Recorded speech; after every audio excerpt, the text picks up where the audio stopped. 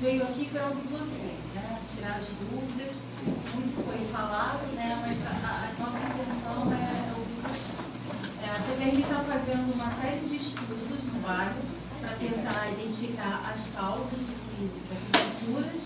Nós estamos trabalhando em diversas profundidades, estamos trabalhando em 4 linhas de pesquisa.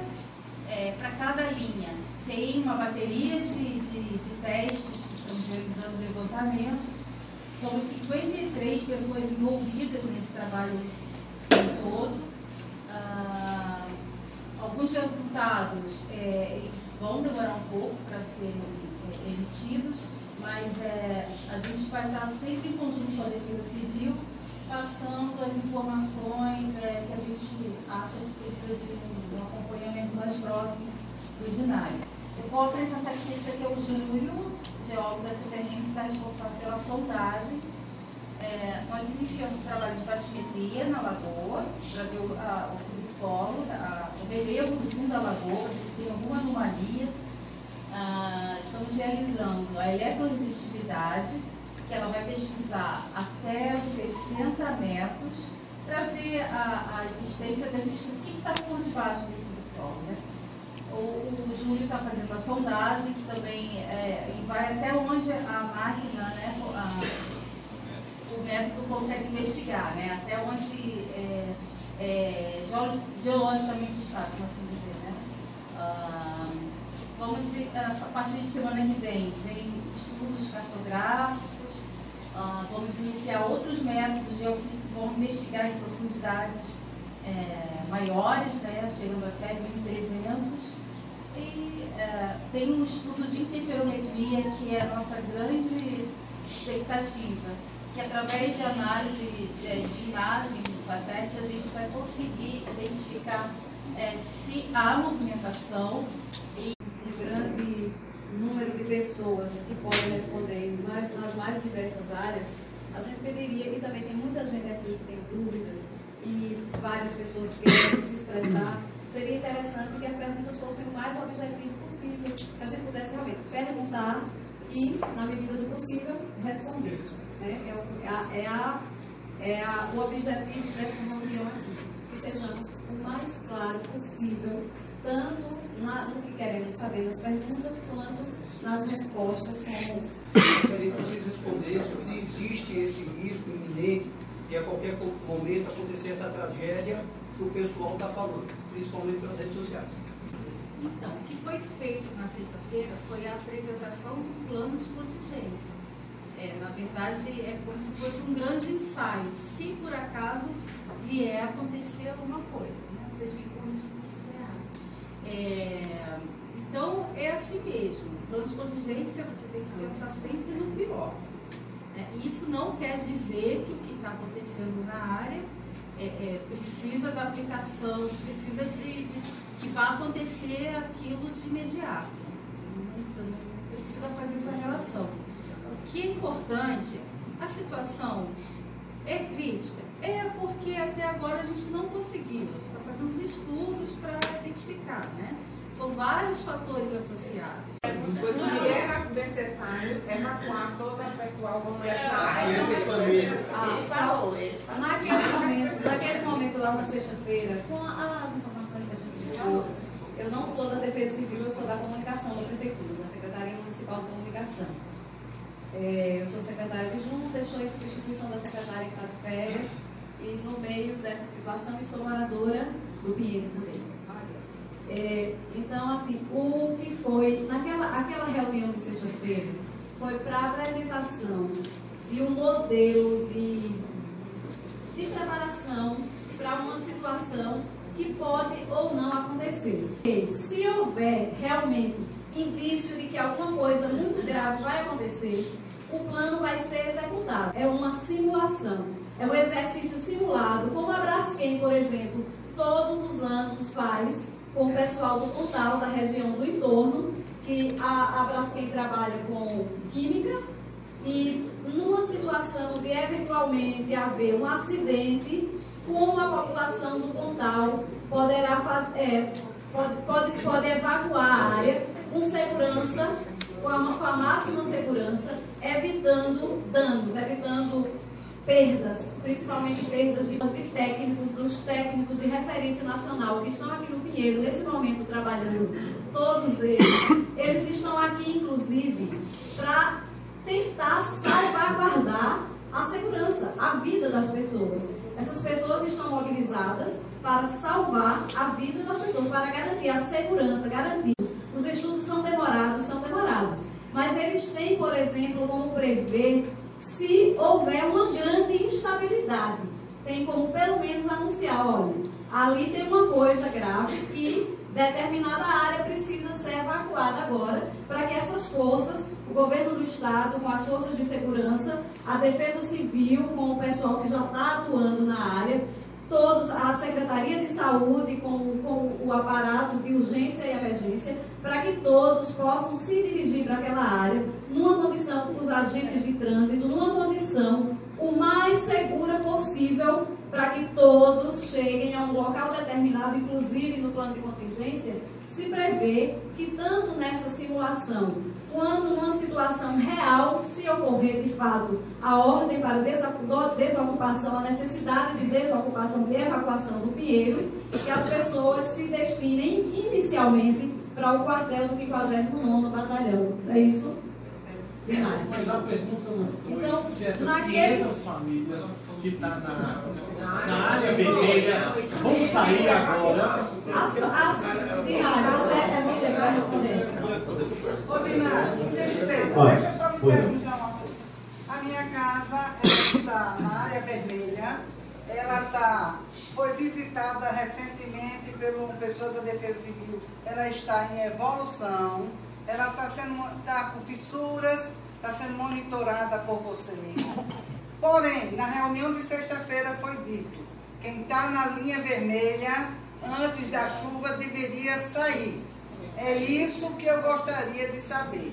Porque se isso for acontecer, eu gostaria que alguém da Defesa Civil fosse lá em casa, me desse um laudo dizendo, porque eu já tenho um que diz, a sua casa está com estrutura comprometida.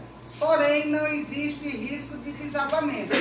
Para que eu saia, eu preciso que alguém me diga, a sua casa está com estrutura comprometida e existe risco de desabamento. Aí eu saio. Perfeito. O plano de contingência, o mapa, ele não é um mapa de risco. Né? As primeiras estudos que foram feitos pelas seções que a gente levantou lá depois dos tremores, que tem as três paralelas que davam 1,5 km, e surgiu que eles iam investigar e levantou aquele primeiro trabalho. Como eu tinha um mapa, aquele mapa virou a área vermelha de quantas unidades habitacionais tem? 490. Dessas 490, nós já tiramos 180, o Jardim Cássia e Valdo Suragir. E tem algumas casas que estão ponteadas que já foram pedidas para evacuar. Muito bem. Nós pedimos, tem que pedir o recurso todo de toda a área. Todas aquelas casas, mesmo que não estejam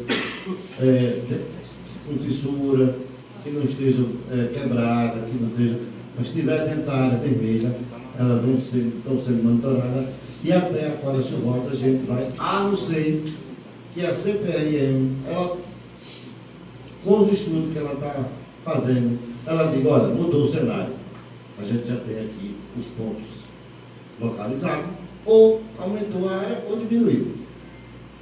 Mas o pedido já foi feito para todas as 490 unidades para retirar. Deixa eu só fazer uma pergunta. Eu recebi a visita da Defesa Civil hoje, o engenheiro foi lá. Eu moro na Avenida Francisco Amorim Leão, colado com o condomínio Espanha. O nosso prédio estava bastante danificado estruturalmente. Logo depois do tremor, a gente teve sérios problemas lá em infiltração, só que a gente resolveu fazer a reestruturação. A única pessoa que foi contra fui eu, porque justamente por conta da orientação da Defesa Civil. Mas dentro de um prédio a gente faz de locação. Foi feita a reestruturação. Então, externamente, a gente não tem nada, tá? Internamente, no meu apartamento, eu tenho algumas fissuras, algumas rachaduras. Conforme o engenheiro hoje falou que não existe risco nenhum. Por enquanto, a gente pode continuar habitando, né? E esse justamente esse por enquanto e esse ainda que deixa a gente meio temeroso. Eu olho da minha janela todos os dias e vejo lá as fissuras. Inclusive, tem uma que eu só consegui visualizar depois que eu fui na Defesa Civil conversar com o seu Arthur. Ele me mostrou e quando eu cheguei na rua, eu comecei a perceber aquela situação ali, tá? A gente está na área vermelha, certo? Aí eu repito mais uma vez. O engenheiro me disse hoje que, por enquanto, a gente pode seguir. O que a gente escutou do geólogo, da CPRM, acho que aquele que anda sempre com o chapéuzinho no seu nome dele, desculpe. Thales, que até a primeira quadra chuvosa a gente precisaria sair, né? Assim, eu não sei se o pessoal tem o mesmo sentimento que eu, mas eu me sinto muito segura. Entendeu? Porque eu estou vindo lá, todos os dias que eu passo lá no carro, eu sinto, é uma leve diferença, mas é. Todo o pessoal que está na área vermelha, ele vai ter que ser evacuado. Vai ter que ser evacuado. Tá, mas esse procedimento... Todo o pessoal das 490 é determinação da Defesa Civil Nacional. Todas as 400 unidades que estão no mapa vermelho vão ser evacuadas, mesmo que não tenha fissura. Mas deixa eu só complementar a informação.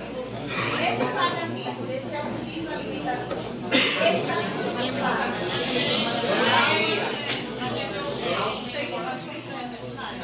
Desculpa. É porque, como eu trabalho na pública, a gente trabalha como... Por favor, a gente pode colocar a sua pergunta na lista das inscrições, porque a gente tem uma lista, tem uma sequência, a gente, né, organizar o trabalho.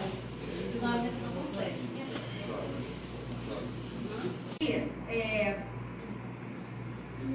Pelo fato de estar na área de risco, não significa que ali é uma área de risco que tem estudos para comprovar, né? Então a gente achou melhor salvaguardar. Qualquer dúvida? Meu prédio está na área de risco. O prédio da frente está rachado, não está na área de risco. Uma casa do lado não está, ela está vazia. Na casa do lado está na área de risco. Você entender? Aí um pontinho mais na frente, que é baixando na ladeira, está na área de risco. Eu agora fiquei na dúvida quando você falou sobre isso. Eu fiquei preocupada. Então, esse mapeamento... É bem claro, né? Alto risco de subsidência. Então a gente seguia sempre com tudo que é oficial. Dá um zoom ali na legenda. Então, esse mapeamento ele tem que ser feito periodicamente. Tanto é que fizemos o primeiro em junho, o segundo em setembro, e há uma diferença, afinal de contas o processo está em evolução.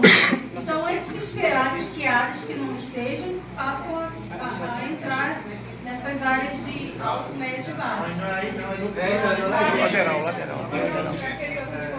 Então, isso está gerando muita confusão. Tem que explicar o que é esse mapa e o que é o mapa de risco da contingência. Dados posteriormente, né, com base em todos os levantamentos que foram feitos em campo, e então foi gerado esse mapa com o objetivo de nortear os próximos estudos, as próximas fases do estudo, assim como nortear o plano de contingência, que gerou um outro mapa baseado nesse, ou seja, o mapa do plano de contingência tem um objetivo e esse aqui tem outro. Esse aqui é um mapa preliminar, o primeiro mapa, e ele só mostra a intensidade das evidências visuais, tá ok? Porque podem existir outras evidências que ao olho humano a gente não consegue ver, e é isso que a gente espera da interferometria, que a Adelaide falou, né? Que é um método preciso, é um método baseado em imagens de satélite, né? Que pegam movimentações milimétricas, coisas que a gente não consegue perceber ao olho humano, né? O olho nu.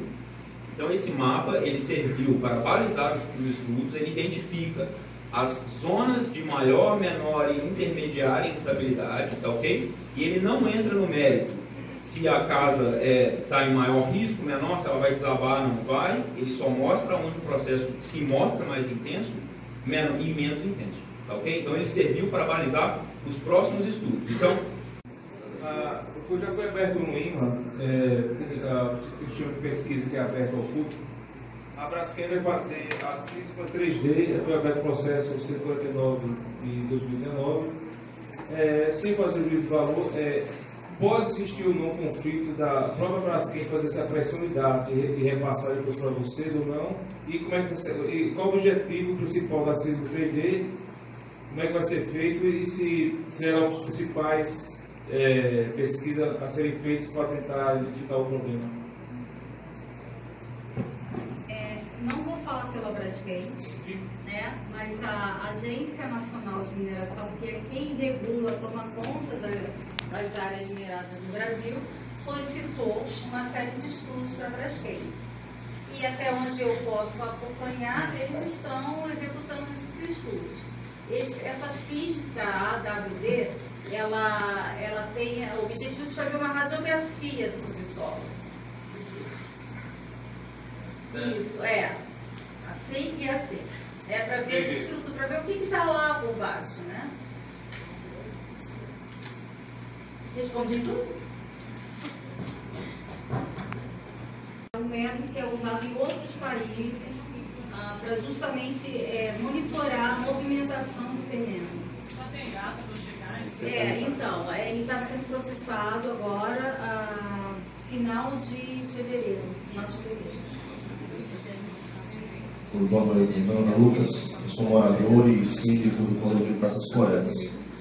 Nós estamos numa área laranja, no finalzinho de uma área laranja, basicamente o cenário que a escola aqui também se encontra. Já no final, colado com o hospital de sanatório. E assim, o que deixa a gente muito assustado, inclusive nós temos uma evasão muito grande de moradores já nessa semana.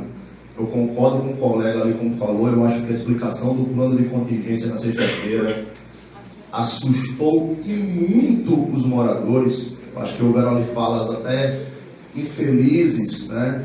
Eu ouvi uma fala captada de pessoa que estava filmando, de uma pessoa dizer assim, não, só tem perigo área vermelha, mas quem puder sair de sua casa, sai.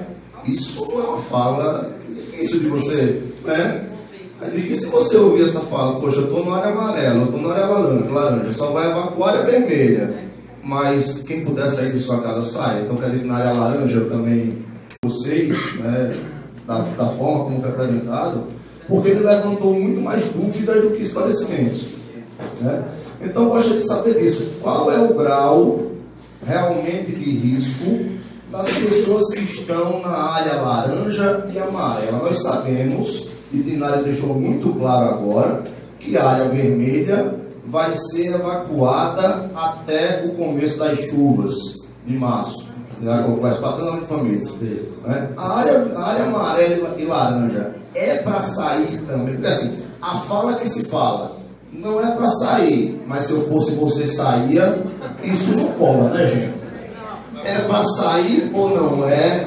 A gente tem problema ou não tem? Né? Então assim, um jogo um pouco aberto para a gente poder saber o que está sendo. Por conta de ser uma área urbana, eles podem chegar daqui ao final de fevereiro e dizer assim, olha, a localidade são pontuais, tá? Isso aqui tem localidade pontuais que vai mudar todo o cenário, toda a estrutura. Enquanto isso não acontece, a estratégia de trabalhar é essa, tá? Para quê? Porque a performance, o coronel da Defesa Civil Nacional, ele está chegando essa semana, tá? E ele tem ligado diariamente, e ele disse, olha, você já pedimos para a área toda para garantir o recurso. Nós vamos solicitar dele, né, para que ele disponibilize a engenharia do Exército para auxiliar em todos esses trabalhos, né? E acelerar agora com quantidade de jeito para que a gente possa fazer essas vistorias o mais rápido possível. Porque você sabe que não tem que não. Está todo mundo agora, da Jatiú está querendo fazer a vistoria. Tá? Porque a casa lá atendeu. Então isso está virando uma coisa. A gente está dando prioridade às áreas vermelhas. Por quê? Porque a gente precisa ter, né? Está chegando, além dos engenheiros que estão sendo contratados, em perito para fazer o auxiliar, a gente vai solicitar do Exército Brasileiro que bote engenheiros aqui para acelerar o processo, porque o de recurso precisa comprovar que está ali e fazer o laudo. Binário, só para fechar esse caso aí. Então, em resumo, a estratégia da Defesa Civil foi toda marcação vermelha, mesmo que não tenha solo alto, mesmo que tenha atingido o rastreador fissura, mas como está próximo da área vermelha, pintou tudo para agilizar a questão do recurso. Não. Não? Não. Pintou tudo não, foi feito uma arte de infecção. Então, nas sessões que ele disse, Carro Lima. Lá tem não, como modificou tudo. Entendeu isso? Como modificou tudo, então modifica tudo para facilitar a agilidade do processo. E nessa agilidade para chegar ao recurso. Não é isso? E na sequência, quando tiver alguma definição mais clara, se pontua e aí volta ao normal, aquelas áreas estão liberadas. Não é isso? Existe um... Pode ser pontual. Agora, diante dessa situação de incerteza que se instalou, existem, vamos dizer assim, indicações de alguns tipos que pode acontecer alguns desabamentos, enfim, tem algumas casas que foram efetivamente atingidas, e aí o poder público não pode ficar de fora disso. O poder público, o Corpo de Bombeiros Militar de Alagoas, quando for acionado um 93 para qualquer tipo de ocorrência que venha acontecer no Pinheiro, ela tem que conhecer minimamente quais são essas áreas.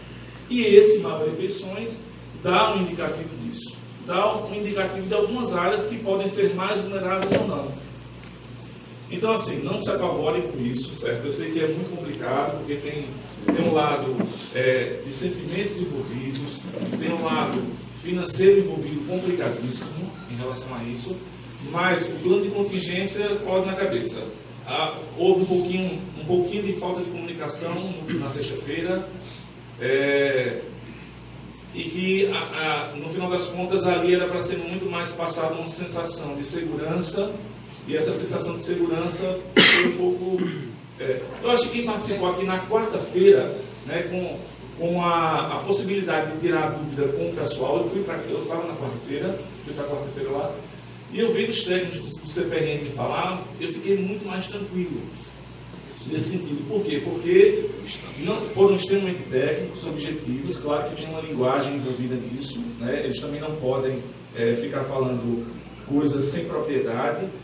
E o mais importante de tudo isso é que a gente tem um plano que pode sofrer modificações, o plano de contingência pode sofrer modificações, né?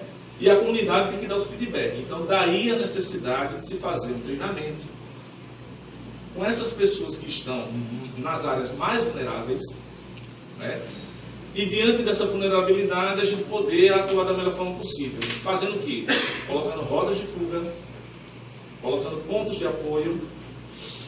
Hoje eu faço parte da comissão que está estabelecendo as ações de socorro na área, né? Eu não estou na Defesa Civil Estadual, não participei do plano de contingência estadual, não dei nenhuma informação ou parecer alguma coisa assim, não interferi. Mas o que nós pensamos é assim, enquanto Corpo de Bombeiros, as ações de socorro elas podem ser pontuais e elas devem estar constantes nesse plano, e aí a gente vai utilizar aquelas rotas que foram colocadas. A partir do momento que a gente faz os treinamentos, a gente vai vendo as necessidades. Por exemplo, eu acho realmente pertinente o que o rapaz colocou aqui, de que você está numa área de laranja, e nessa área laranja, qual foi o critério utilizado para colocar um ponto de encontro numa área que ela é vulnerável? Então, esses ajustes, minha gente, eles são feitos com a comunidade. Então, na toa que plano de contingência ainda toda a sociedade civil envolvida, os moradores, as pessoas da área vulnerável e o poder público, como Defesa Civil, como Defesa Civil Estadual e assim por diante. Eu, particularmente, moro na área laranja, certo? Ela foi categorizada como área laranja. No meu quarteirão, Ou, inclusive, eu vou até em cada casa com um morador para saber sobre isso, para ter mais propriedade sobre isso, porque na região que eu estou, ficou com laranja, mas não tem nenhuma indicação de casa que teve fissura, nada. E foi qualificada como laranja. Eu, particularmente, hoje, não saio da minha casa. Eu não vou sair da minha casa. Não é por uma questão meramente sentimental nem nada. É seguindo as orientações que a Defesa Civil Municipal tem dado e acreditando também nesse processo do CPRM, que eu acho que é um órgão extremamente técnico, que não se envolve politicamente localmente, não vai se envolver com isso, eu espero que não se envolva, certo? Porque as definições têm vidas envolvidas e assim, eu aprendi no curso de formação, a minha função é vidas alheias e riqueza salvada. Independente de qualquer coisa, a gente, como corpo de bombeiros, a gente se compromete sempre com a população, independente de qualquer coisa. A sociedade alagoana é que paga os impostos e paga o nosso salário. Então não é justo que a gente tenha um certo tipo de leniência em relação a isso. Então ações políticas são importantes enquanto políticas públicas, mas as politicagens a gente deixa de lado, porque no final das contas o que a gente está querendo é resolutividade. Nós estamos querendo resolver o problema. Tranquilo? É o seguinte, eu vejo muito ruído de comunicação, e como a gente tem visto todas as reuniões que eu já participei, sempre tem alguma coisa assim que não está clara, e na verdade é mais uma sugestão do que uma pergunta. Se fala muito de plano de contingência, e não tem um plano de comunicação, não tem, deveria ter um portal unificado, entendeu? Com todas as informações, entendeu? E atualizar diariamente. Hoje fizemos a rua tal, o levantamento da rua tal. Uma coisa que assusta também, a gente vê o pessoal na rua interditada, não tem uma placa ou alguma coisa dizendo, porque tem pessoal mais de idade que passa numa rua que está interditada, pensa que vai cair a rua, né? Como surgiu vídeos no WhatsApp desse tipo. Então, assim, eu acho como sugestão, deveria se criar, não sei quem seria o órgão competente para fazer isso, mas deveria se criar um portal. Eu sei que eu já entrei no site do CPRM, mas ele deveria ser atualizações diárias, deveria ter perguntas frequentes, devia ter, como é que chama? A gente hoje em dia vive de rede social, vive de informação. Eu tenho acompanhado muito no SOS Pinheiro, no Instagram do SOS Pinheiro, mas não é informação formal. Então, como sugestão, outra coisa também, os mapas, como a situação, como a geóloga falou, que a situação está se atualizando, né? Então, os mapas deveriam ser atualizados pelo... A gente está tendo um trabalho junto com a prefeitura de organizar essas informações, porque é algo até novo para a gente, né? É algo técnico, né? Está melhorando a comunicação. Então a gente trouxe uma assessora aqui de comunicação que está fazendo um trabalho junto à prefeitura para levar essa informação. A gente sempre procura avisar com antecedência qual rua vai ser interditada, tem chamada no rádio, na televisão. Nesse mapa de feições, eles têm alguns pontilhados, correto? Esses pontilhados ele quer dizer que caso ocorra uma situação que venha se agravar, esse pontilhado seria o direcionamento do agravamento. Essa é a primeira pergunta, para a CPRM. A segunda pergunta é para a Defesa Civil, tá? Ou para algum dos membros do Executivo Municipal. Com relação, por exemplo, à questão do laudo de avaliação. A gente tem recebido alguns reclames de alguns moradores que já saíram dos imóveis, tá? E que ainda não receberam a questão dos laudos, até para que houvesse recebimento de seguro por parte, por exemplo, da Caixa Econômica Federal de imóveis eventualmente financiados. Tá? Isso seria uma segunda pergunta para a Defesa Civil. A terceira pergunta, ainda para a Defesa Civil, é se nesse estudo que vocês fizeram, principalmente com relação ao impacto financeiro, se vai haver o pagamento retroativo, tá? Porque alguns moradores têm questionado que saíram dos seus imóveis, até com relação a algumas recomendações que foram feitas, não vamos entrar no mérito se foram irresponsáveis ou não, tá? de ter que sair, se acha que deve sair. E aí essas pessoas saíram sem nenhum laudo, e aí ou então aquelas que a própria Defesa Civil já recomendou a saída, já deixaram suas residências, e a informação foi passada que tem lote 1, lote 2 com relação ao repasse financeiro, e que isso aí vai ser a partir de fevereiro, março. Vamos imaginar que pelo trâmite burocrático atrase 2 meses, 3 meses, tá? O questionamento é, vai ser recebido retroativo ou não? Essas pessoas vão arcar com esse prejuízo dessa ajuda humanitária de não recebimento desses 2, 3, 4, 5 meses ou não, tá? Ainda aproveitando mais uma vez o aparato executivo, eu gostaria de saber como é que o executivo está visualizando a questão tributária, que é uma preocupação também daqui. Por quê? Ora, o IPTU ele é pago em cima do chamado valor venal do imóvel que a gente recebe lá no nosso carnezinho de IPTU, né? Então, naquele valor venal do imóvel de 300 mil, esse imóvel de repente está na área vermelha, como o senhor falou, toda a área vermelha vai ser evacuada.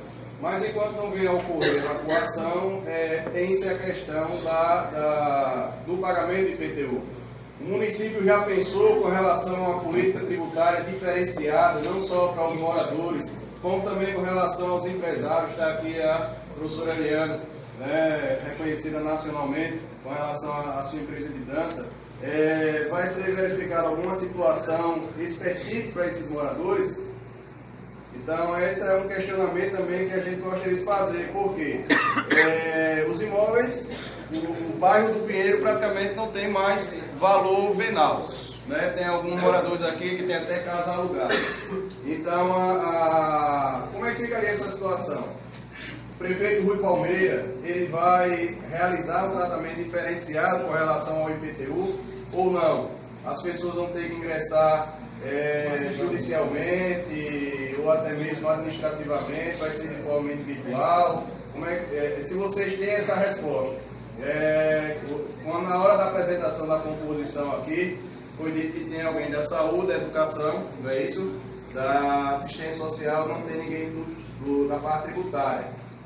Mas se vocês não tiverem essa resposta, que pelo menos vocês façam esse encaminhamento à pessoa do seu prefeito, para que essa resposta seja dada à comunidade aqui do Pinheiro. Porque não é justo pagar o IPTU com toda a situação drástica, alguns moradores saindo dos seus imóveis, indo para os imóveis e pagar o IPTU como se nada tivesse acontecido. Tá? Então esse seria o questionamento a fazer. Obrigado. Bom, falando do IPTU, qual é a outra pergunta? Com relação à ajuda comunitária, qual o tempo da ajuda humanitária, qual o tempo vai ser qual o tempo previsto para o pagamento e havendo atraso pelo pagamento retroativo? Bom, vamos lá. Ajuda humanitária. Nós pedimos, como é que a gente pede? Pede no sistema 210, não se faz um ofício nem e-mail não. Tem um sistema, S2I, que ele é treinado para isso, e nós somos também treinados para isso, que é a formalidade de pedir. Nós pedimos já com toda a área, dos 490 unidades da área vermelha que vai ser tirada. Entendeu? Certo. Então, a velocidade agora aí é a gente fazer a vistoria, porque o dinheiro é federal. A gente vai ter que mandar um laudo para o cara aprovar o residência dele, o deputado CPF e o documento do imóvel. E aí a gente manda, a gente vai 180, só conseguiu, no primeiro mandou 80, aí a gente queria mandar as 500. Perfeito. Certo? Então, a velocidade que a gente vai ter agora é fazer as vistorias. Por isso que a gente vai dar prioridade à área vermelha. Né? Está chegando 2 peritos essa semana para ajudar nessa questão da vistoria. E o secretário nacional, quando chegar, vou pedir a ele o reforço do Exército para botar os engenheiros da engenharia para ver se a gente faz isso o mais rápido possível. Tá? Qualquer outro? Vai ser pago retroativo se caso ocorra um atraso com relação a essa questão da ausência de Até velocidade agora para a gente tirar o mais rápido possível. Porque daqui a 60 dias a CPI pode dizer o mapa atualizou, essa área aqui deixou de ser vai ser pontual. Mas tem imóvel que, por exemplo, já foi rachado de canto a canto. Então, Sim. esse imóvel mesmo a CPR não tem como voltar. Certo, aí já saiu, já está garantido, porque o dinheiro que o governo federal vai passar vai ser de 6 meses. Então a gente vai ter aí até. Ele falou, ele questionou porque falou que chegou no primeiro lote. Por que foi dividido em lotes? Não, foi dividido. O questionamento, essa questão do lote foi repassada, não é nem com relação ao questionamento de por que foi dividido em lotes. O questionamento é com relação a, vamos imaginar que fulano saiu da sua residência em 1º de fevereiro, tá? Só a nível de hipótese. 1º de fevereiro de 2019.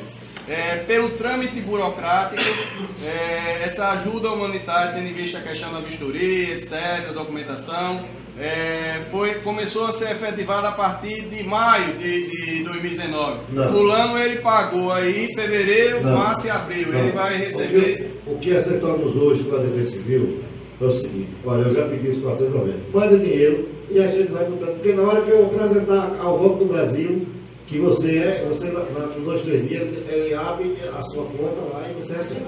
Não vai ser. Então não vai haver retroativo. Hã? Não, é a partir do momento que faz. Inicialmente IPTU. E aí, só complementar, aproveitando o gancho do colega, vai ser por 6 meses, podendo ocorrer a possibilidade de prorrogação? Sim.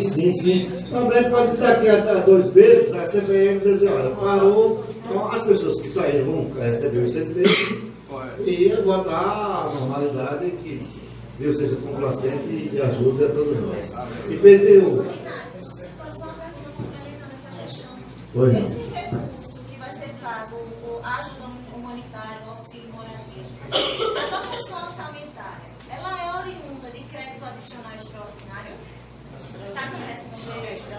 Essa é a situação de emergência.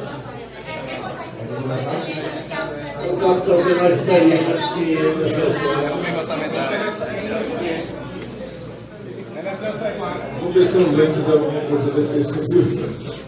Já faz muito tempo que isso é Defesa Civil. Bom, uma vez decretada a situação de emergência ou estado de calamidade pública, se instaurou uma situação de anormalidade naquele local e existe uma legislação específica de um crédito complementar. Ou seja, a Defesa Civil Nacional, diante dessa situação de anormalidade, ela pode complementarmente ela repassar alguns valores de acordo com... Aí tem toda uma técnica para se fazer isso. Tem todo um planejamento, um termo de referência. E aí a Defesa Civil Municipal, como ela é a competente nesse sentido, é que vai fazer toda essa documentação e depois a tão sonhada prestação de contas. Que a prestação de contas é o grande problema do governo federal.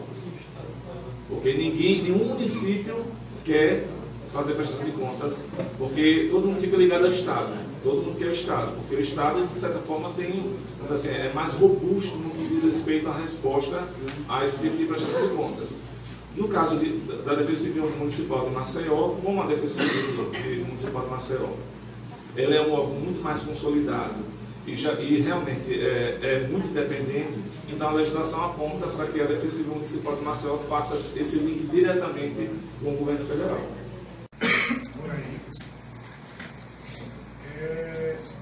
Essa ajuda ela acontece de acordo com a situação social do proprietário ou não? Cadê a nossa... Se falou em R$1.000, não é? É o seguinte. Sim, agora de repente a pessoa tem que se enquadrar numa renda salarial, alguma coisa assim, ou...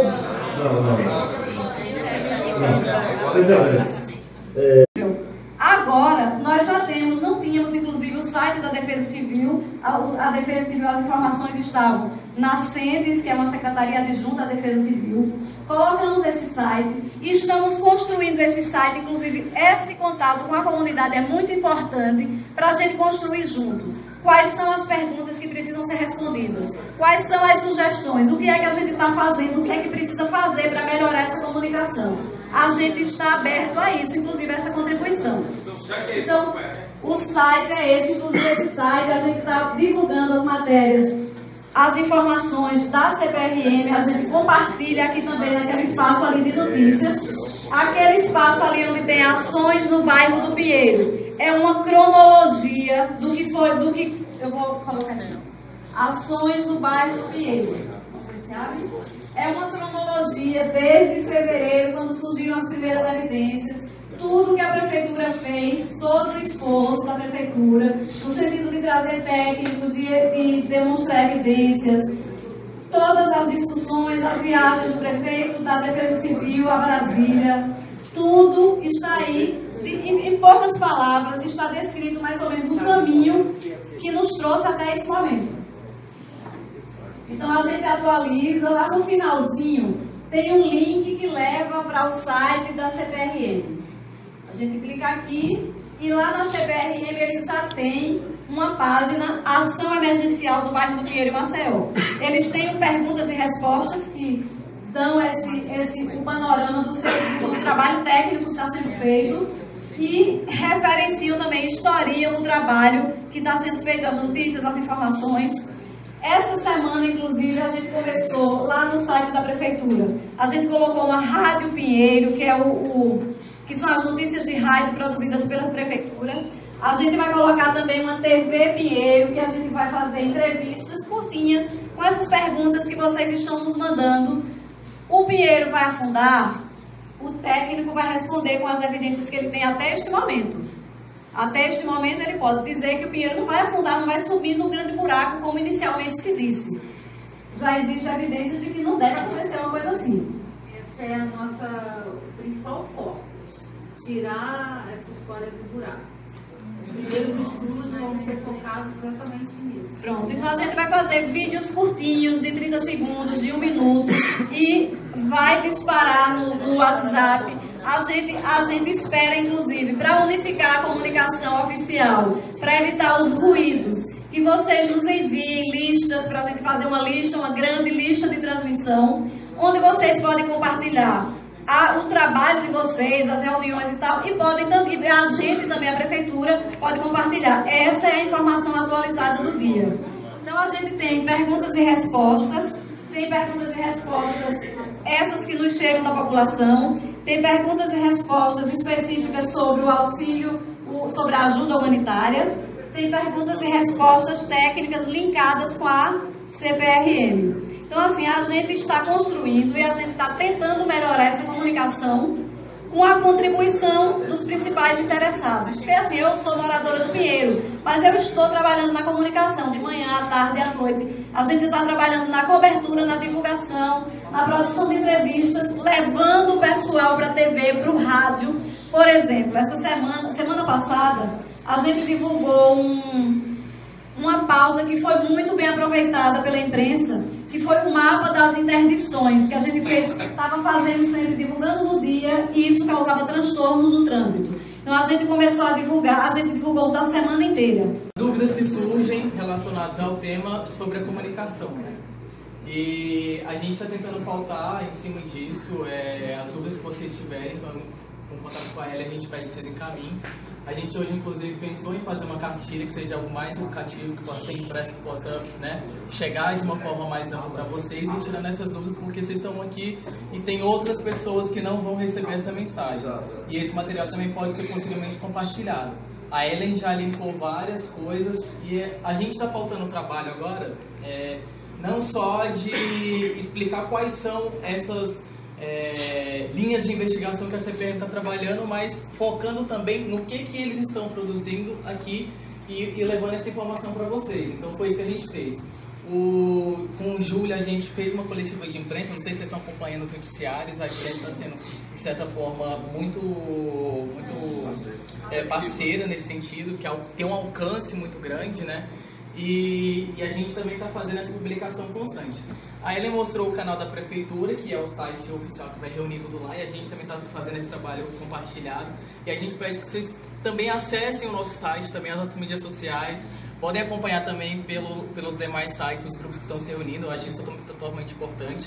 Mas o principal mesmo é manter essa comunicação com os órgãos oficiais e também tomar muito cuidado com o que é compartilhado pelo WhatsApp. Eu queria ouvir. Perfeito. Hoje tem, que maravilha, e estando na competência da ESO, eu sei que não vai faltar informação agora. Mas por que isso não foi feito antes, minha gente? A gente não dormia. Tem gente que está tomando remédio para dormir. Não é brincadeira não, você ter 2 filhos dentro de casa hoje, minha porta tremeu. A minha porta trepidando, não é de hoje, 5 anos que eu sinto tremer, quando eu estou na área vermelha. Quando chega lá, era essa uma das minhas perguntas que eu ia fazer, já pode cortar, já pode tirar, porque eu fiz agora. Tremeu hoje, 9h15 da manhã. Minha irmã doente, tinha acabado de sair, estava internada. Minha mãe com problema cardíaco em casa. Meus 2 filhos, um dormindo, que se eu fosse sair eu não conseguia carregar os 2.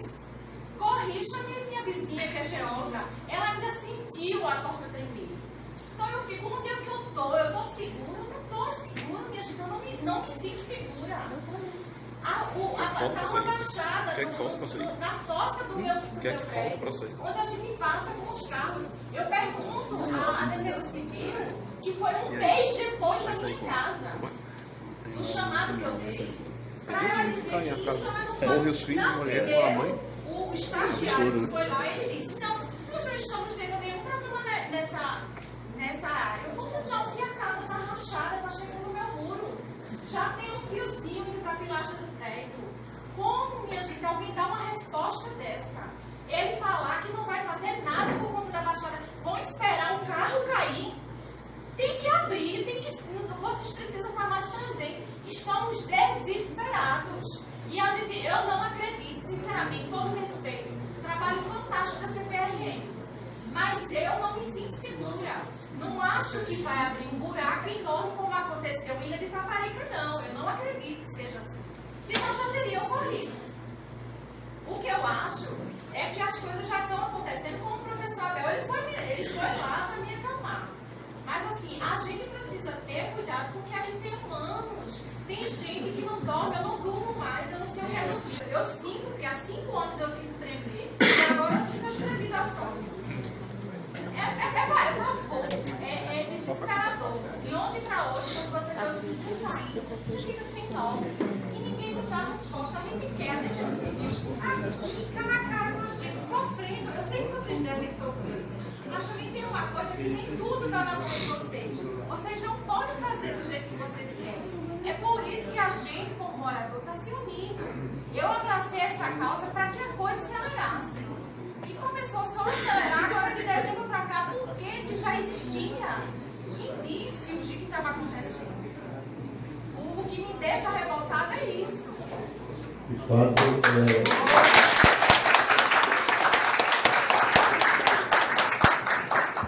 De fato, é uma situação que quando a gente fala em decretação de estado de emergência e plano de contingência, você sabe que se cria um caos por conta de toda essa estrutura, né?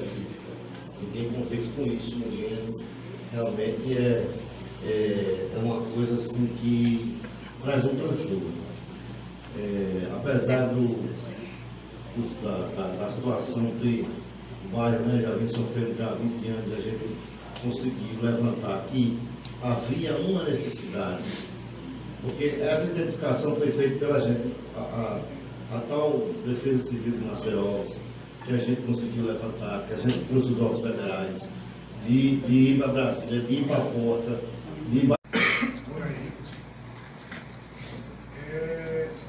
Essa ajuda ela acontece de acordo com a situação social do proprietário ou não? Cadê a nossa... Se falou em R$1.000, não é?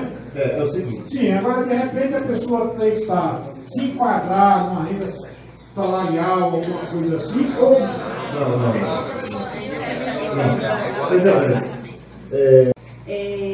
Da Secretaria de Assistência Social de Maceió, se a gente for fazer um paralelo com a saúde pública, vamos dizer que a Diretoria de Proteção Social Básica seja para a assistência, o que a atenção básica é para a saúde.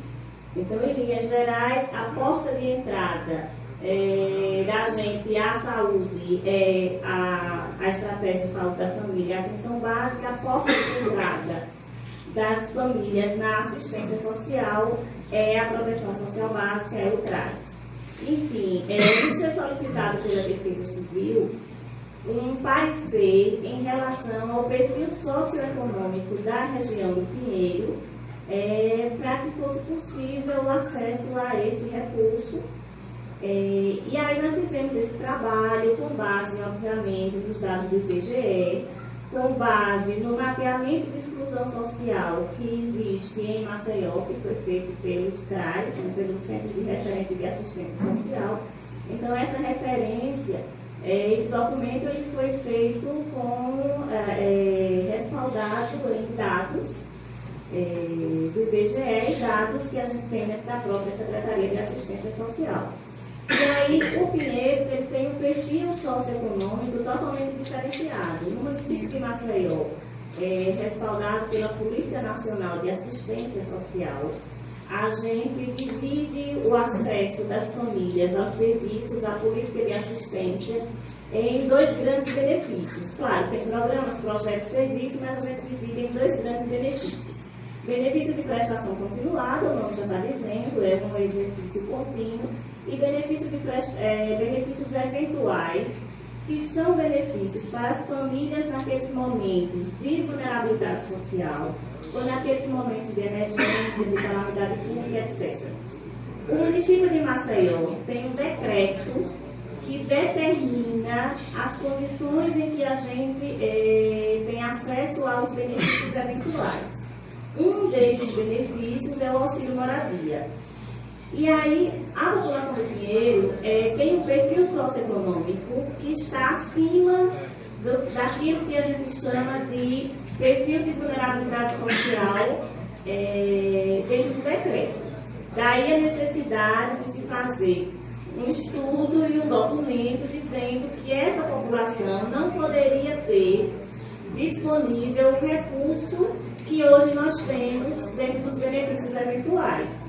Por isso que, como a Defesa Civil colocou, esse recurso, que a gente chama de auxílio moradia, ele não tem um corte de renda, ele não tem um perfil, assim, qual é a condição para ter acesso?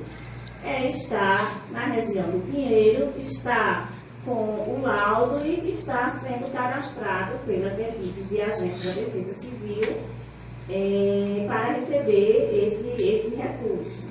Então, não existe um corte de renda como a gente tem na maioria dos programas, projetos e serviços da assistência social.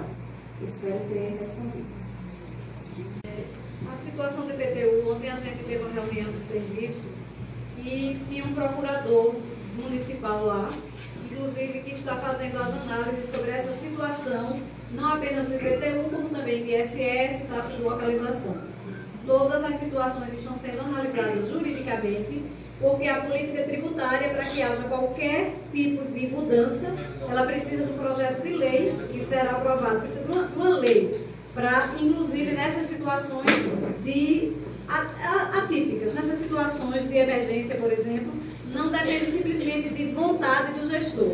Precisa de uma lei, de uma legislação que estabeleça essa política, essa mudança, no caso, se houver. Então, nesse momento, a resposta que nós temos da PGM é a seguinte: a emissão, o envio dos carnês à casa dos moradores de toda a área mapeada, azul, amarelo e vermelho, está suspensa. Azul não. Amarelo, vermelho e laranja, eu saí da área. Então, toda essa área mapeada de vermelho, laranja e amarelo, as pessoas não vão receber o carnê em casa até que sejam concluídos os estudos que apontem as causas do fenômeno. Por quê? Porque os estudos podem identificar que determinada área é irrecuperável. E aí, nesse caso, essa área não tem cobrança nenhuma, a área é irrecuperável. Pode ser que determinada área tenha perdido o valor venal, mas é recuperável, é uma outra situação. Então, todas as situações possíveis diante do quadro que se apresenta estão sob análise. O exercício de 2019. Desculpe interromper e fazer esse aparte, mas até porque, como eu me apresentei, eu sou advogado e sou professor de direito tributário. Então, essa questão de tributo, ela passa muito mais por uma situação de vontade política, tá? Até porque, com relação à questão da elaboração da lei, acredito eu que nenhum representante do Legislativo Municipal vai criar qualquer tipo de barreira para aprovação. Esse é o ponto 1. Com relação ao ponto 2, deve ser verificado justamente quanto à questão do valor venal do imóvel. Por quê? Não é só com relação à questão da recuperação, mas sim do valor venal do imóvel. Por quê? Vamos imaginar uma casa que não está na área nem vermelha, nem na área amarela, nem na área laranja, mas ela se encontra nas intermediações. Essa casa, consequentemente, que valia 500 mil, 600 mil, ela vai valer 200, 300 mil. Se valer, ou seja, isso é algo que deve ser levado para... A gente tem vários colegas lá na Procuradoria, pessoas responsáveis, mas isso tem que ser levado em consideração com relação à questão, desculpe mais uma vez a franqueza da minha palavra, com relação à vontade política da pessoa do seu prefeito. Havendo vontade política da pessoa do seu prefeito, a elaboração da lei não é algo complexo, tá certo? Até porque há situações de isenções, por exemplo, só pegando um comparativo que não tem nada a ver com essa situação específica peculiar que a gente está vivenciando aqui. Mas casos com relação à questão de investimento na área turística, de patrimônio, como é o caso lá de Piranhas, tá? Ou outros municípios que têm esse tipo de incentivo. Então, assim, é um pleito que eu faço, acredito eu que em nome dos demais aqui, para que vocês levem para a pessoa do seu prefeito a sensibilidade no sentido desse estudo ser feito o mais rápido possível, no sentido justamente de não haver, não só com relação à questão já de toda desculpe a palavra pesada que eu vou falar, desse terrorismo emocional que a gente está vivenciando aqui, mas que também não haja, além disso, um problema de cunho financeiro. Porque se houver começar a criar uma série de situações, vai passar 6 meses, 1 ano, e como é que vai ficar a questão daquele valor do IPTU? Né? Daqui a pouco está ocorrendo mudança de gestão, e aí, como é que fica? Né? A gente está em 2019, 2020 está aí, está na porta. Então, encarecidamente eu peço para que a senhora, como representante da comunicação, leve esse pleito para a pessoa do seu prefeito. Inicialmente, a informação que precisa ser passada está suspensa a emissão até a conclusão dos estudos. E aí, como existe essa questão do projeto de lei, esses casos todos devem estar sendo estudados, porque os procuradores jurídicos, como você próprio disse, eles são especialistas, eles têm a condição técnica, inclusive de orientação jurídica, para a melhor situação. Só tem incisos que são exemplificativos. E um dos incisos, ele diz o seguinte, que o IPTU ele vai incidir sobre o valor de mercado, ou seja, existe uma lei, que é o Código Tributário da Prefeitura Municipal, que já determina isso, ou seja, já é notório que há uma desvalorização do valor do mercado. E isso vai se desencadear de uma forma muito mais agressiva à medida que a situação vai se agravando. Então, assim, o fato de suspender o IPTU é uma coisa muito óbvia. Isso aí já seria enviar o IPTU sem fazer esse cálculo anterior. Mas, corroborando o que o professor falou, eu acho que tem que se fazer esse cálculo imediatamente. Porque já é notória a desvalorização. Não há que se esperar algo pior acontecer.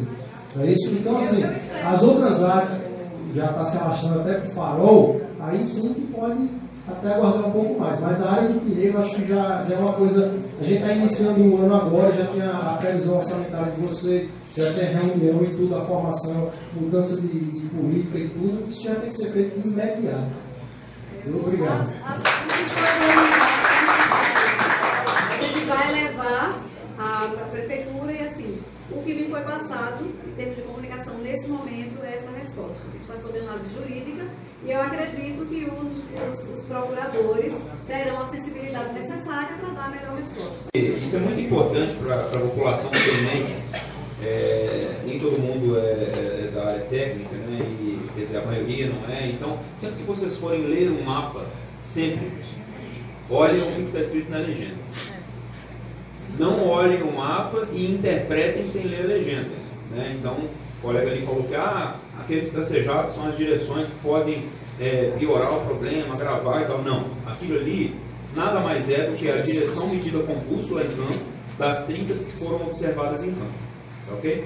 Sempre leiam a legenda. O que aquele tracejado ele quer dizer é que estivemos em campo, observamos que as trincas elas têm um direcionamento com bússola e aí nós representamos elas no mapa com o tracejado. Então, eventualmente, alguém pode falar, mas eu vi que o tracejado está passando numa região lá que eu vi que não tem a trilha. Por quê? Porque vocês vão ver que no mapa tem os pontinhos pretos. Aí vai lá na legenda e vê o que é um pontinho preto. O pontinho preto são os pontos de campo. Quando a gente vai fazer um mapa, seja ele qual for, seja ele um mapa geológico, seja um mapa de evidências, qual mapa for, ele tem uma escala, né? A gente não consegue varrer todas as casas centímetro por centímetro do bairro. Então o mapa, ele nada mais é do que a interpolação de dados em determinada escala de levantamento, né? Então nós estivemos em campo, fizemos um levantamento com o maior detalhe possível no tempo que nós tivemos, né? Identificamos naqueles pontinhos pretos, que foram os pontos que nós visitamos, as evidências, né, de instabilidade, classificamos quanto ao grau, né, aí depois definimos, né, vermelho, laranja, amarelo, e medimos as direções dessas evidências, né, no caso as trincas, e percebemos que elas se propagam em algumas direções preferenciais que então foram representadas pelas linhas tracejadas, tá ok? Agora, no possível agravamento, vai continuar nessa direção, não vai, isso são dados que precisam ser comprovados, né? A gente não consegue dizer isso, seria leviano da nossa parte, dizer que vai ser ou não vai.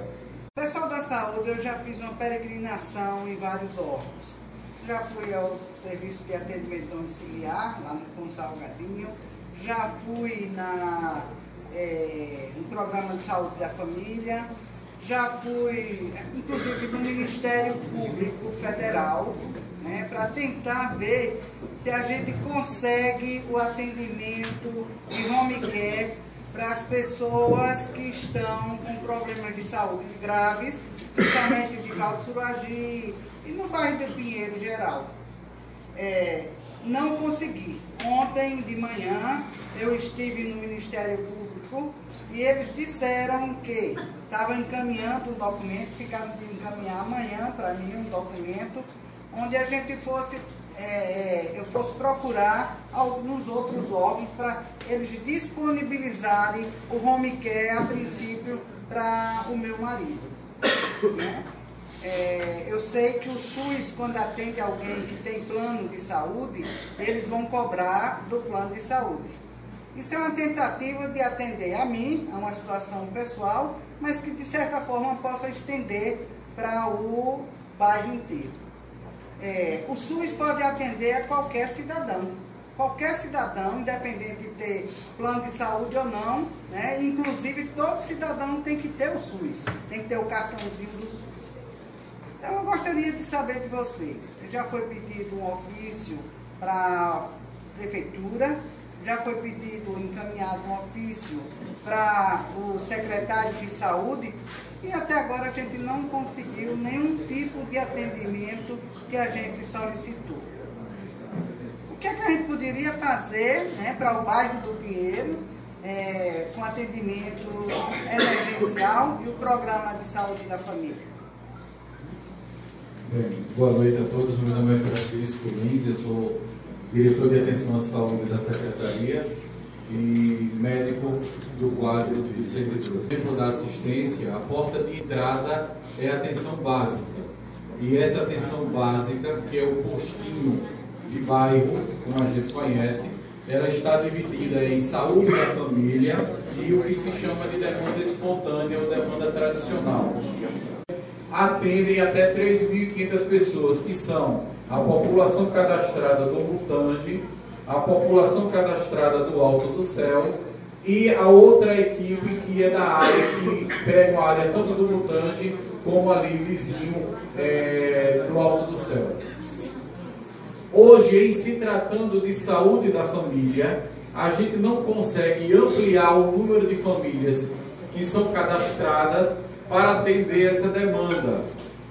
A ideia isso foi discutido na reunião de serviço que ocorreu ontem na prefeitura, a gente poder disponibilizar, como hoje já está sendo disponibilizado, alguns psicólogos que estão fazendo atendimento naquelas famílias que se identifica a necessidade de uma intervenção, e esse atendimento significa uma triagem e o encaminhamento, caso haja necessidade, para uma terapêutica. Então, o psicólogo que está indo na residência dos moradores, ele não está instituindo um tratamento, mas ele faz o acolhimento, ele ouve aquela família e, de acordo com o que ele identificar, esse paciente é referenciado para as nossas unidades onde tenha psicólogo ou psiquiatra.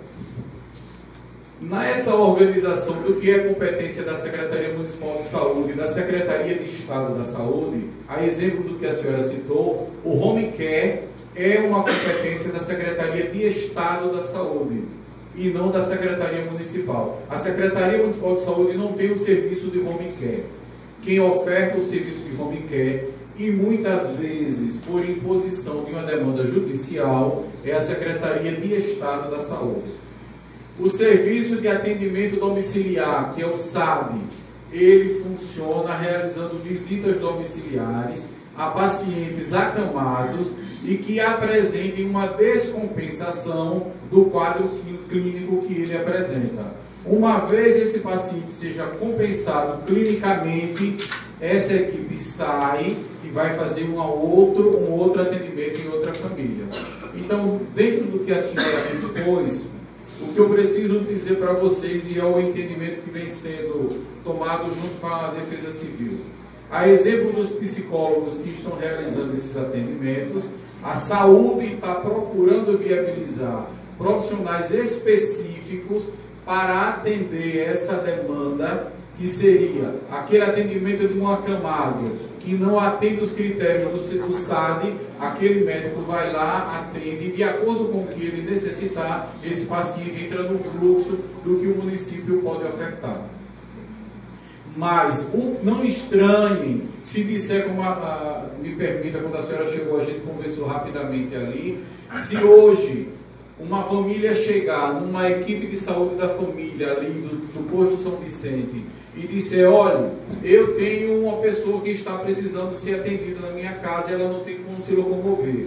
A priori, essa equipe não consegue se deslocar até lá, como a senhora citou o exemplo, que até depois o médico foi até lá. Ela não consegue se deslocar e garantir, porque significa mais uma família que está sendo atendida por aquela equipe que já tem 3.500. Hoje, a atenção básica, que é o que nós estamos falando em Maceió, nessa região do Pinheiro, que historicamente, se é que eu posso falar dessa forma, nós estamos falando de um público que a princípio não utilizava a rede do SUS. Utilizava a rede do SUS basicamente para vacinação, por exemplo, que aí todo mundo utiliza. Mas quando a gente pensa em atendimento como uma consulta de clínico, ou ginecologista ou pediatra, é um público que, como o senhor falou ali atrás, de um bairro de classe média, e que ainda que não seja a sua totalidade, mas a grande maioria disponibiliza ou tem condição de arcar com um plano de saúde, e não ia para o posto. Quando vem uma situação dessa, que é atípica para todos nós, e apesar de eu ser morador do bairro, eu o tempo todo vindo aqui, todas as explicações que foram dadas e as dúvidas que foram tiradas, eu me colocando no lugar de vocês, que de fato tudo isso é muito angustiante, porque são histórias de famílias que estão nesse bairro. Mas a equipe da Defesa Civil, com os técnicos da CPRM, todos esses entes envolvidos, o objetivo é um só: primeiro, esclarecer o que está acontecendo para poder dar o direcionamento que tenha o menos prejuízo possível para a população. Hospital de emergência, essa rede está com o Estado.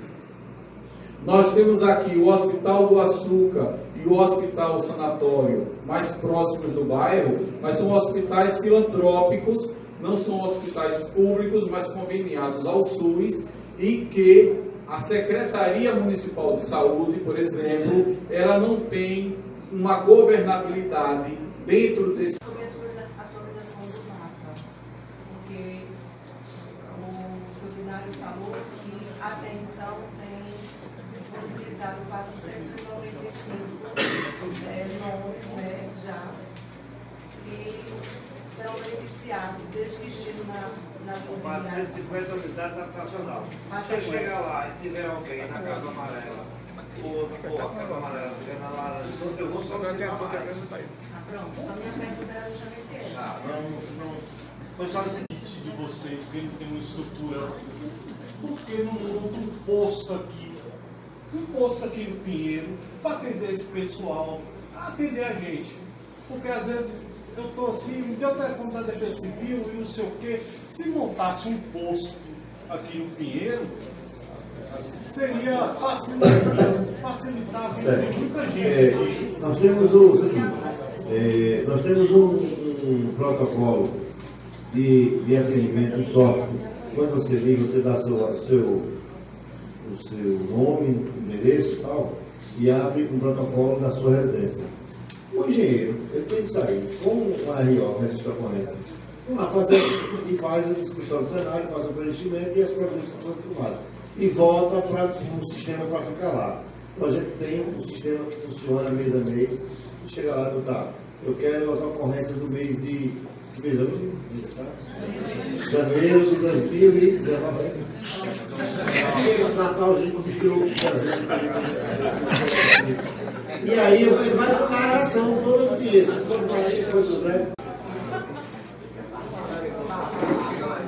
meu nome é Piedade, eu sou síndica do condomínio Espanha, como ele já conhece, desde mil anos atrás da Defesa Civil. E o nosso condomínio, ele praticamente foi dividido ao meio. Vocês sabem que na Defesa Civil o que mais tem são postos de condomínios. E como é uma área que tinha muitas portas, inclusive essas portas elas estavam sem uso, acredito, como os técnicos falaram, que a fissura, elas procuram um local, né, de fragilidade. Então foi percebido lá, inclusive tem uma bem grande na frente do condomínio. Inclusive o portão já está penso, sem uso. Então, nós estamos na área vermelha, já sabemos disso. Aí o que eu gostaria de saber são 30 famílias que estão desesperadas, que já saíram 6 e 7. E eu sempre falo, quem está com o emocional totalmente acabado, sei lá, abalado, aí tem que sair mesmo, independente. Aí o que eu perguntaria para vocês? Se está na área vermelha, até quando será essa evacuação? Até quando? Né? Onde e quando iremos fazer o nosso cadastro para essa ajuda humanitária? Qual a documentação necessária? Eu acredito que já saiba, mas eu tenho que passar para o pessoal lá. E como pessoa jurídica, né? O condomínio não é pessoa jurídica. Essa pergunta seria para alguém que fosse advogado aí, não sei. Como pessoa jurídica, nós temos os nossos funcionários, né? Temos impostos a pagar, FGTS, aí eu perguntaria, como ficaria isso? Como ficaria essa responsabilidade? A quem vamos recorrer? Né? Não sei se é cabível isso aí para perguntar. E sim, e também, como ficarão os nossos imóveis vulneráveis, abruptos, tudo? Como é que a gente vai fazer? Após a evacuação. Após a evacuação, exatamente. Como é que a gente vai ficar? Vai deixar os nossos, porque os nossos apartamentos nenhum foram atingidos, você sabe que isso foi só a área comum. E como o nosso condomínio vai a Comendador Francisco Amorim até a Dionísio Sobrinho, então é uma área muito extensa, né? Você sabe disso, que vocês foram lá várias vezes. Então, nenhum... A engenharia do Exército para auxiliar nos trabalhos de avaliação. A gente vai tentar fazer isso aí o mais rápido possível. Mas como será feito? Se a gente vai até vocês ou se vocês vão... Vão até vocês, a gente vai até vocês. A necessidade de solicitação não, né? Por Não. Não. E até quando será a evacuação do pessoal todo? Eu tenho que avisar. Mas... A gente vai... essa semana está meio ainda tumultuado. No pedido que a gente está... O pessoal está saindo antes dele. Então a gente vai dar uma acelerada ali. Amanhã tem uma audiência com o Ministério Público, com o Exército, aí chega, até segunda-feira, aqui o negócio está enrolado. Chega lá, não vai ter mais quase ninguém. Mas o secretário, quando chegar, a gente vai acelerar esse processo.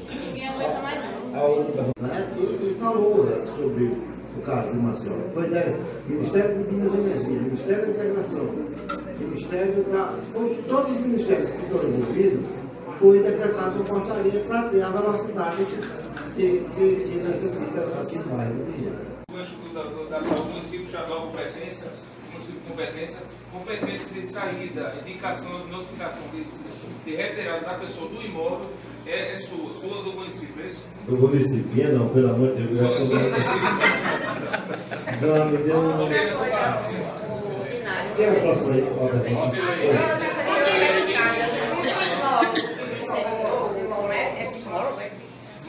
Simógrafo que está na defesa civil estadual. Certo. Eu soube que até agora não foi instalado por falta de contrato. É verdade isso? Não tem contrato. A Universidade a Universidade do Rio Grande do Norte, ela instalou o sismógrafo lá. A gente até pediu que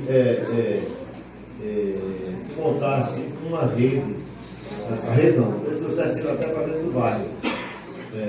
Mas essa CBRM está vendo um professor da Universidade do Rio Grande do Norte para que eles aprovem o projeto que o do Rio Grande do Norte que eles pertencem para montar uma rede dentro do bairro.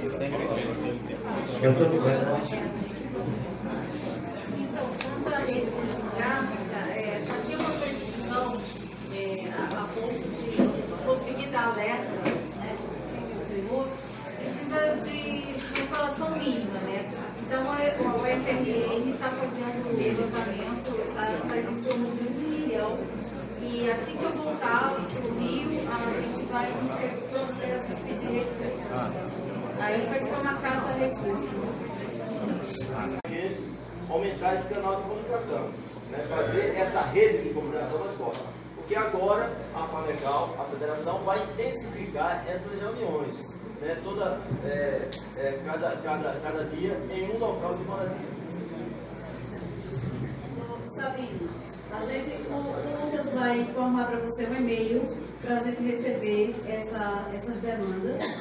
E eu gostaria, inclusive, que se você tiver uma lista de telefones, para a gente fazer uma lista de transmissão, para a gente mandar as informações por uma lista de transmissão via WhatsApp. E aí você nos manda essa lista e as demandas que você quer, com respostas às perguntas que você quer. O próprio sindicato já esteve lá na secretaria, eles já resolvido. É uma situação. Com relação às escolas daqui, nós temos 3 escolas, né, Décio Lopes, temos a Luiz Calil Júnior e Brandão Lima, tá certo? A questão do cuidado que a secretária está tendo, porque nós temos, entre alunos e professores e pessoal administrativo, chega a mais de 1000 pessoas, tá certo? E é uma questão de precaução. Quando é na casa da gente, a gente sabe se vai sair ou se não vai sair. Quando a gente está tratando com vidas, né, a gente tem que ter esse tipo de precaução, esse tipo de cuidado. É isso que a secretária está tendo. Não que a secretaria esteja tendo informações privilegiadas. É a mesma informação que até porque nós estamos acompanhando, tá certo? Mas nós estamos tratando com vida, com crianças, então nós temos que ser precavidos para isso. Então é simplesmente isso que a secretária está tendo. Então nós estamos procurando sim prédios já estamos, já fizemos contatos, inclusive com o proprietário daqui, o Falone, que tem uma escola lá lá em Bebedouro, tá? Que ele fechou lá e tal, tem a questão dele, mas assim, e outras escolas também, que as diretoras estão procurando o mais próximo possível. Né? Porque as escolas estão inclusive fora da região, mas o acesso dos pais, dos alunos, dos transportes que levam essas crianças se dá pelas áreas. Né? E a professora, assim, está sendo precavida com relação a isso, porque não é a casa dela, não é a casa da gente que pode dizer vou sair ou não vou sair. Tá certo, gente? É esse cuidado que a gente está tendo, mas não... Diante disso, eu sugiro sempre que façam essa autocrítica, certo? E aí, procure o órgão competente para ele, junto com você, juntamente com você, chegar a um critério. Não, realmente oferece isso e é bom que você saiba, ok? Porque se o Dinário chegar lá em casa hoje, J. se você vai sair da sua casa, eu digo, não vou sair da minha casa. Não vou sair da minha casa. Ah, mas a situação evoluiu e eu tenho parâmetros técnicos para dizer que você deveria sair da sua casa. Eu saio da minha casa. Saio da minha casa amanhã. Mas enquanto não houver isso, é especulação e eu não vou estar pondo risco. Perdi 2 cachorros, né? Os meus 2 cachorros vão ser doados. Eles eram filhos. Eles não faziam parte da família, eles não eram simplesmente cachorros. Não eram cães de guarda. Não eram cães de guarda. Eram realmente filhos. E eu estou doando os meus cachorros por uma questão de precaução. Porque se eu for para um apartamento, eu não vou colocar 2 boxes dentro do apartamento. Eles vão destruir o meu apartamento. Na região que não há nenhuma marcação em relação à curva. Porém, em frente está laranja, ao fundo está amarelo e ao lado também está amarelo com laranja, até com pontos vermelhos. Depois dessa lista aí amarela, tem uma curvinha, fica isso, depois dela, pronto. Mais à frente, anda mais um pouquinho, pronto. Entrando aí tem uma exatamente aí nesse miolozinho, mora aí. Não, mais um pouco à direita. Isso, por aí. Que aí é. Assim, não há nenhuma marcação, mas isso. Mas e à frente está laranja, ao fundo está amarelo, né? Tem uma assim, e assim, eu particularmente não vi nenhum estudo, nenhum órgão lá para saber se realmente o solo está danificado ou não. Não houve nenhuma abala assim visivelmente na estrutura, entendeu? Mas sentimos o tremor, mas só que temos essa dúvida se vão ser englobados pela sei lá, uma isenção ou um benefício governamental. Não sei, a dúvida é justamente essa. Isso vai ser de acordo com... Isso vai ser de acordo com o monitoramento, certo? Eu acabei de dizer. A gente... Está na missão da determinação do governo federal, tirar as pessoas da área vermelha. E as outras áreas, elas estão sendo monitoradas, tanto por vocês, que vão ficar informando para poder que a gente tenha esses dados, e a própria CPRM que está fazendo os estudos que logo aí eles vão renovar, vão atualizar esse mapa e vai dizer, olha, a área vai ficar, mudou, é localizado, aumentou. Esse é o monitoramento que a gente está fazendo, que faz parte aí do continente. Mas essa área desde já vai ser englobada pela... Dependendo, se ela tiver sofrer alteração dos estudos. Porque aparentemente a gente está no miolo ali. Mas sim, mas é porque os machados, o mapa não é de risco, o mapa é de feição. Eu acho que algumas pessoas também com a situação de estarem em áreas de baixo risco, que é azul, que é o meu caso, então na Clarence Jucá, inclusive, é a rota de fuga, não é isso, em caso do plano de contingência, que seria uma rua totalmente segura, mas a minha casa tem rachaduras que vão de um canto da parede, parece todo o teto, outra parece outra parede, rasga um balcão, rasga o chão e eu estou na área azul, que é uma área super tranquila. Fiz vários protocolos, não tive visita de ninguém ainda. Já fiz cobranças, inclusive no carro da Defesa Civil, fui até o carro, passar o rádio para cobrar a visita. E é uma área tranquila, uma área azul. Eu queria entender, já que esse mapa não é atualizado, não precisa ser atualizado como foi colocado aqui, não é? Como é que é essa situação? Se não precisa, e vocês não vão também nas áreas azuis, para saber se realmente é azul. E até colocar como você consegue identificar aqui, eu estou aqui ao lado do quarteirão do vermelho. Eu estou próximo aqui. Puxa mais para baixo lá um pouquinho, por favor.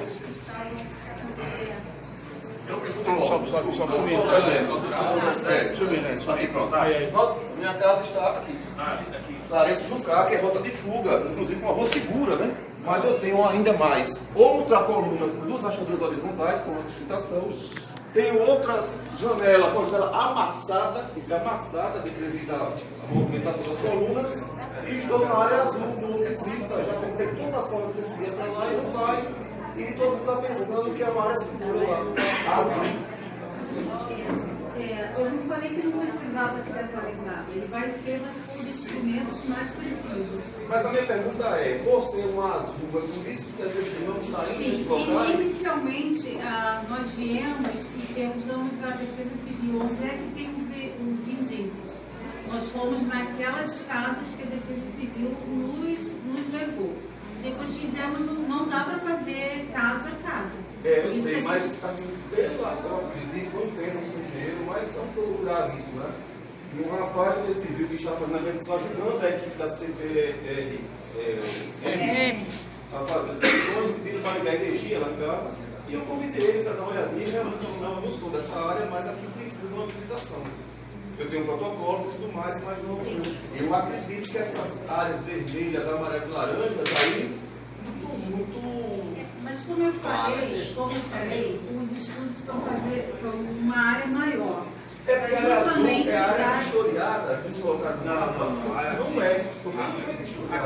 Aquela linha azul não tem nada a ver com o monitoramento. Aquela linha azul, uma poligonal, que a Defesa Civil Nacional fez da abrangência do plano de evacuação, para isso. Agora, o mapa está com área vistoriada, azul. Eu não concordo com a o azul não está. Pode puxar para a legenda, na área vistoriada. Na legenda do próprio mapa, que foi publicado, mostra como área vistoriada. Pode subir um pouco. Ali, ó, área vistoriada. Como eu informei, qualquer tipo de mapeamento que é feito, ele é feito com base em uma escala. Né? Como a Adelaide falou, esse mapeamento, tanto o primeiro quanto essa última atualização, eles foram feitos com base em locais que já eram previamente de ciência da Defesa Civil. O fato daquele polígono azul significar área vistoriada não quer dizer que 100% das casas foram vistoriadas. Para isso, a gente teria que fazer o mapa na escala de 1 para 1, ou seja, todas as casas seriam vistoriadas. Isso, quantos meses a gente demoraria para fazer isso? Né? Então, quer dizer, esse mapa ele foi feito em 2 semanas, dada a agilidade do processo, e a principal intenção do mapa, novamente eu repito, era de fato ter um primeiro instrumento que balizasse as próximas ações. Isso não quer dizer que esse mapa é o dono da verdade, que ele nunca precisa ser atualizado. É óbvio que, eventualmente, né, como aconteceu na casa do senhor aqui, ela ocasionalmente tinha uma trinca e ela não foi incluída no mapa, mas muito provavelmente grande parte das casas que tinham as maiores evidências elas estão no mapa. Então, quer dizer, o mapa ele não tem 100% de acurácia, porque é um mapa, né, ele tem uma escala de precisão, mas muito provavelmente, né, até por ter participado da equipe, ele representa de fato uma realidade que já ajuda muito na evolução dos estudos. Tudo bem, Juliano. Agradeço a explicação. Agora, interessante que esse mesmo mapa vai ser utilizado para poder, por exemplo, verificar quem precisa de isenção de IPTU, de um aluguel moradia e etc. É isso que não consigo entender como esse mapa foi produzido. Certo? Eu acho que desde março que ocorreu esse estrondo, julho, já foi convocado universidades e tudo, eu acho que as limitações da Defesa Civil, principalmente, ela deve ter corrido em mais imóveis, porque nós temos protocolos do uso do WhatsApp, em torno de 60, 70, o meu é 189 e 207 virou 2, que não foram sequer visitados. Eu não consigo, já tem mais de 10 dias isso. A gente pode rever isso. O que aconteceu também, a gente chegava na casa da pessoa, tem 30, por mês a pessoa falava que não, por medo de ter que sair. Então, Gilmar, a gente pode rever isso. Porque a previsão seria atualizar no final de fevereiro, né? A gente pode rever isso. Em função da colocação. Ok, obrigado. Próximo é Celso. Responder isso. Porque a primeira pergunta que minha esposa fez aqui é com relação àquele pontinho vermelho que a gente tem na rua Coronel José Miguel. Porque ela está totalmente isolada, é uma distância muito grande da linha vermelha e tem. Quer dizer, do mesmo jeito que apareceu esse pontinho aí, pode aparecer um na Praça Centenário, por exemplo, uma fissura lá na Praça Centenário, não significa que existe uma área, e aquela área ali está vermelha, tudo bem, é um raio, existe um raio, tá? Mas essa, se a gente analisar direitinho, é uma distância significativa. De onde tem onde acaba a maior concentração ali da área vermelha, para esse pontinho vermelho que é na Barra do São Miguel, e é do outro lado do céu. Entendeu? Então a primeira pergunta é essa aí, o que significa esse pontinho vermelho aí? Tá? Não vai me dizer que é um elefante com as unhas pintadas. Seja ela de qualquer cor, está distante das coleguinhas dela, né, da mesma cor, isso não significa nada.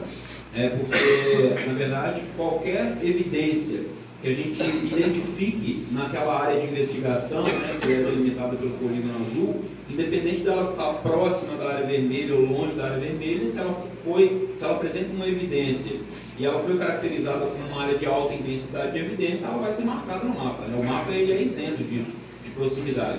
Então, por exemplo, a casa do colega ali que acabou de falar, né, minha casa tem trinca e não foi. Provavelmente numa atualização, né, se a Defesa Civil pegar lá os protocolos que ele tem e falar, não, CPRM, vamos lá na casa do fulano e tal, ela vai ser incluída independente de ela estar próxima ou não da área amarela, vermelha, entendeu? Isso não quer dizer que aquela rua esteja plantada. Não, de maneira nenhuma. Eu repito, o mapa, ele é um mapa de feições.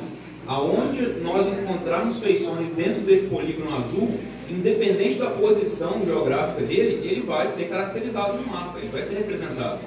Né? Então o mapa, ele não necessariamente as áreas vermelhas têm que ficar juntinhas, as áreas amarelas têm que ficar... Não, é um mapa isento, né? Nós vamos verificar, independente do posicionamento, ele vai ser incluído no mapa, desde que ele seja identificado. E a segunda... Deixa eu só tirar uma dúvida, a casa dele está vermelha, teve rachadura, alguma coisa? Houve rachadura lá? Não, não é na minha casa, esse pontinho vermelho. Tá. É perto do nosso prédio. Tá. Mas houve, sabe dizer se houve rachadura, alguma coisa? Scorpio, né? Não, não sei. Sabe dizer? É uma casa vizinha, eu creio que seja uma casa vizinha. Essa aí é perto Onde vocês moram, né? Edifício Scorpio. Moro no edifício na Parinha. Sei, né? Mas teve gente que sentiu. Teve gente que se distribui. Eu não Eu senti, recebi o minha pessoal filha do sentiu. Scorpio, que é vizinho a casa. Mas só vai ser rachadura, matar. Respondendo à segunda pergunta, o que define a geometria, então, né, da área vermelha, da área laranja, da área amarela? Né? A geometria, né, o traçado dela. O que define? Novamente, eu repito, o mapa ele é feito com a interpolação de pontos de visitação. Então, por exemplo, Pedro, sobe um pouquinho, por favor. Porque a Belo Horizonte é o que está dividindo. Então, muito provavelmente... Por que essa área toda aqui foi delimitada como área vermelha? Muito provavelmente porque todos esses pontos pretos aqui, que são os pontos que foram visitados, neles foram identificadas feições que foram caracterizadas como de alta intensidade. Então, por isso que ele foi delimitado. Você pode ver que ele envolve os pontos. Né? O polígono ele envolve os pontos. Isso não quer dizer que 100% das casas que estejam ali, elas foram identificadas evidências, porque nem todas foram visitadas, o mapa tem escala. Né? Repito. Então, a geometria dos polígonos, ela envolve as evidências que foram identificadas em campo. Respondi? Aumentar esse canal de comunicação, né? Fazer essa rede de comunicação mais forte. Porque agora a FAMECAL, a federação, vai intensificar essas reuniões, né? Cada dia em um local de moradia. Sabino, a gente, o Lucas vai informar para você um e-mail para a gente receber essas demandas.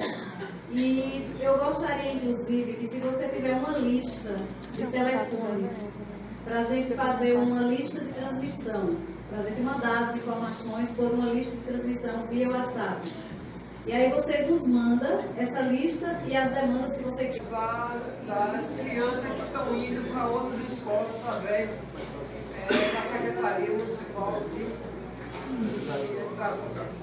Então essa é uma das coisas que nós nós, na nossa comunidade também, ela está passando por esse processo.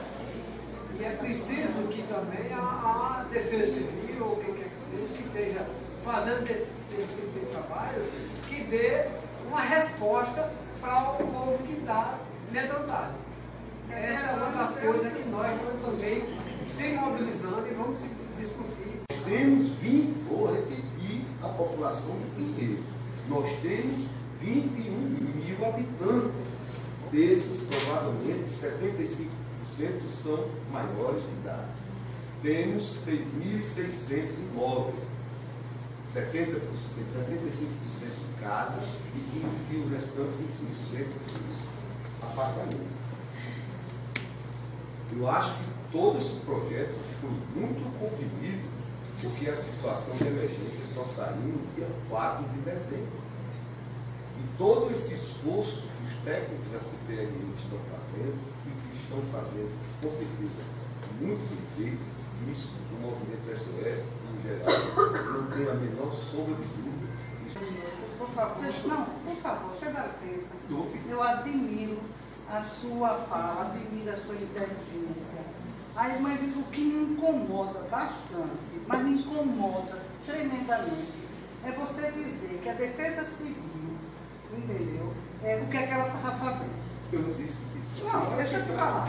Eu estou dizendo que o Dinário, a equipe da Defesa Civil, estava trabalhando exaustivamente para poder conseguir todo esse aparato que hoje a gente tem aqui. Eu não duvido disso. Que a Defesa Civil não está trabalhando, isso é conversa fabulosa. Porque se eu estou dizendo que a Defesa Civil não tem estrutura, lógico que essa excepcionalidade de 300 pessoas que bota na mão de 10, você vai sacrificar. É só não entender o conceito de estrutura. Pessoas, processos e recursos.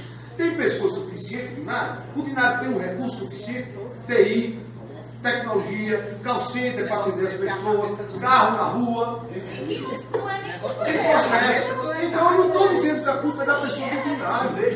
O Dinário não me conhece, eu não conheço o Dinário, tenho certeza que ele não tem nada pessoal contra mim. E eu... Defesa Civil no Brasil, a única do Nordeste que tem estrutura, com capacidade de fazer qualquer levantamento que eu conheço, particularmente todas, é a de Salvador e a do Recife. A Defesa Civil, ela foi criada aqui em 2004, no prédio de Cátia Borba. Era uma coordenadoria com 3 pessoas. Quando eu recebi a Defesa Civil, quando o Rui Palmeira me convidou, eu cheguei numa sala e disseram: onde é a Defesa Civil? Abriram a porta e disse: aqui. Eu disse: mas onde é? É aqui. Aqui aonde? Aqui. Eu recebi a Defesa Civil sem um ano. A gente montou, hoje a gente tem 5 técnicos, tem estagiários. A Defesa Civil não é um órgão técnico, é um órgão de coordenação que pega instrução. A Joana é meteorologista, Arthur engenheiro, temos 3 engenheiros, temos 2 engenheiros, temos 2 tecnólogos e a gente é uma coordenação. Na lei orgânica do município, o que é a Defesa Civil? É uma coordenação